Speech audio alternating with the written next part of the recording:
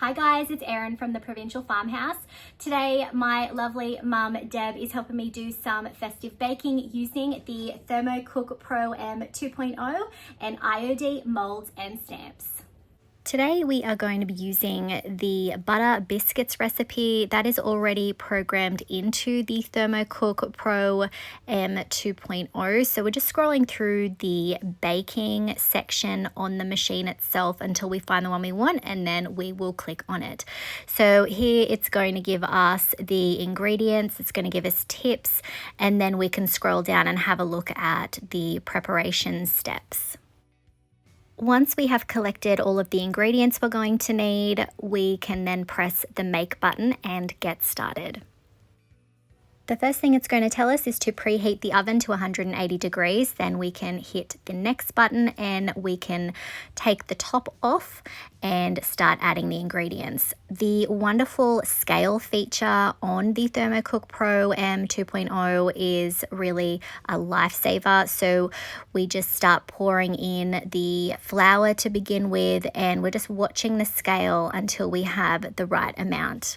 So we're looking for 250 grams of flour. And again, this is saving getting out different scales, separate equipment. So it really is an all-in-one machine. So helpful. We're then going to clear that scale and we're going to be adding in 100 grams of sugar. After clearing the scales again, we can start cutting up the 100 grams of butter that we need. So just cutting that up with a knife and just putting it into smaller, more manageable bits. Following that, we're going to need to add an egg. Our eggs are a little bit smaller because they're from Bantam Chooks, so we did add in 2 small eggs instead. Next, it's 1 teaspoon of baking powder. Once we have all of the ingredients in, we're going to add the lid back on top, and then we are going to make sure we've got everything in there and press play. I love that I don't have to get out the hand mixer or use a stand mixer. It's just all in one. It's going to give me a couple of little warning beeps once we get down to 3 seconds, and then we can come in and unscrew the top so we can get started on the next step. Now it does say to roll the mixture into a circular shape, but we are going to be using IOD's new Bibelots Mould.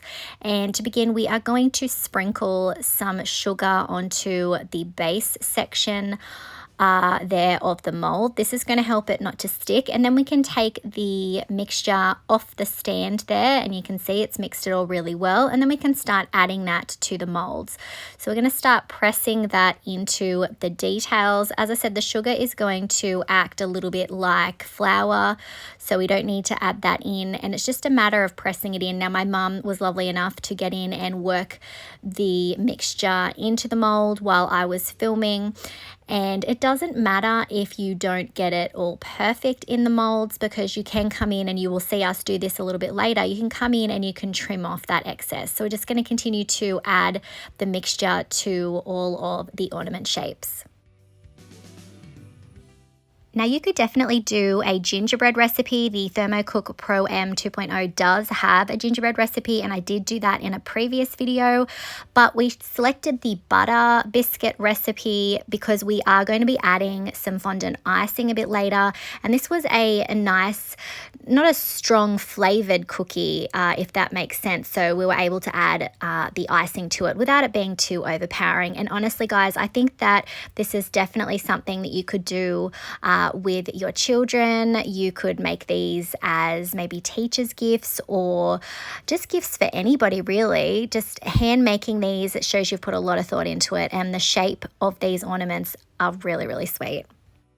Next, we're going to flip the mold over and on top of a baking sheet of paper there, and we started to pull it back. Some of them came out easier than others, so we did end up grabbing a knife to get the rest of the cookie out of the mold.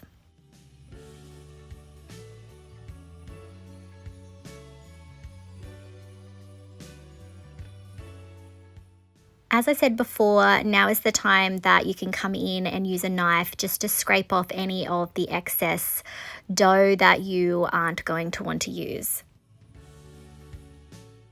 We then put the cookies into the oven for about 18 minutes. Once the cookies were finished baking and had cooled down, we focused on the fondant icing. So I've just got an image there of the one that I used. We have it between two bits of baking paper and we're just rolling it out with a rolling pin and just getting it to approximately the size that we're going to need for the first cookie. Next, we flipped over the mould and pressed it into the fondant icing. Now, IOD molds have a micro rim, so we are able to get an outline of the cookie that we have just baked, and I love this feature. So once we have the outline done, we just took a butter knife and went around and cut the selected image out.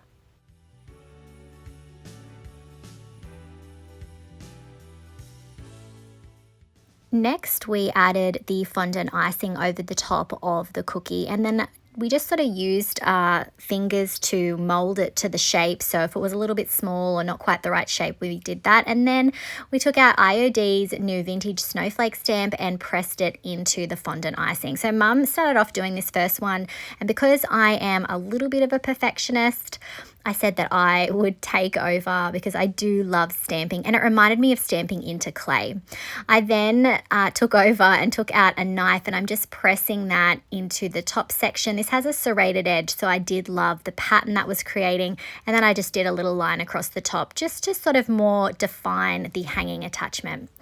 Next, it was time to pick another design. So just repeating the same step as before, flipping the mold over, pressing it down so that the micro rim makes an impression in the fondant icing, and then using a butter knife to cut that design out.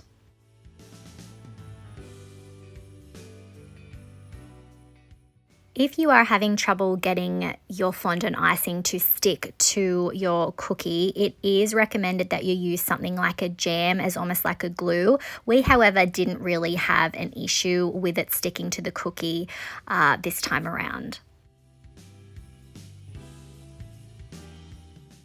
For this cookie, I selected a larger design from the vintage Snowflakes stamp, and I'm going to be pressing that into the center.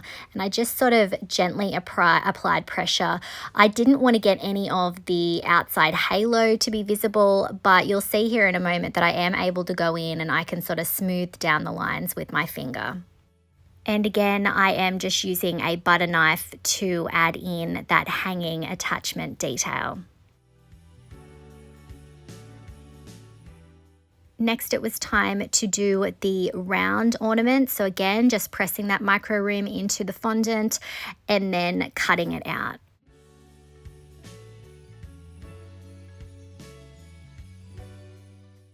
For this particular cookie design, I used Frosty's Sweet Shop stamp. This is one of the snowmen, and I'm going to press it down.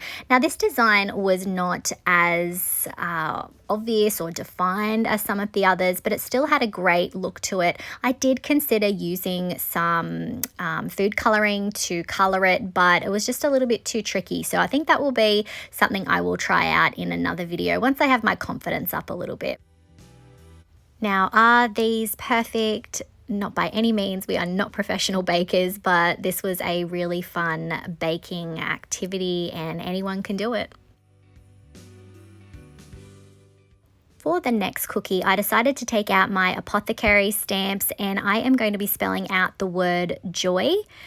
And I am just positioning those out in the layout that I want. Just remember to only use the stamps that you have one set for food and have one set for your craft. So these are some I have not used before.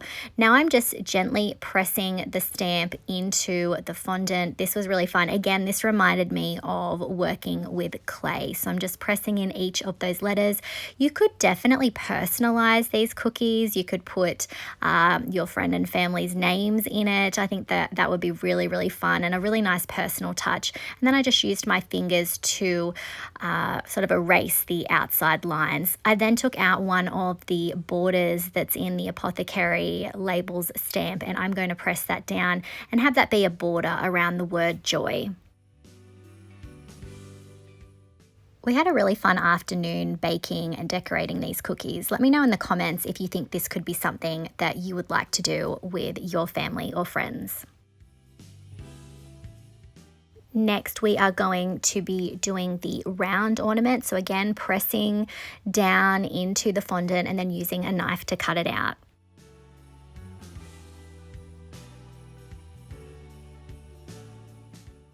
I'm then going to be using some more letters from the Apothecary Labels stamp, and this time I am going to be spelling out the word merry. Obviously, I only have one letter R, so I do need to remember to leave a gap for one of the R's, and we are just going to be placing those in the center. I'm then going to begin gently pressing each of the letters down into the fondant.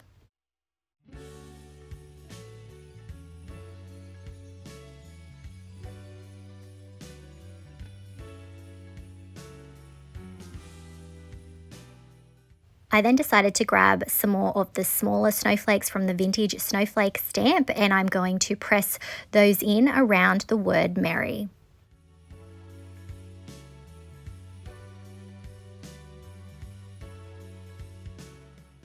And here's a look at our festive cookies.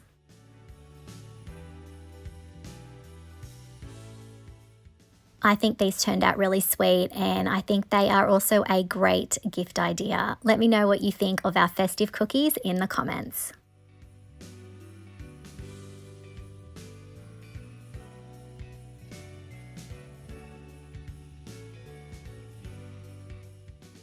If you would like to get your own Thermocook Pro M 2.0, make sure you check out the links in the description. If you enjoyed today's video, I would love it if you would hit that like button, comment, and if you haven't already, I would really appreciate it if you would hit that subscribe button and the notification bell so that you don't miss out on any of our videos. You can find the molds and stamps used today on our website, theprovincialfarmhouse.com.au. Thanks for watching.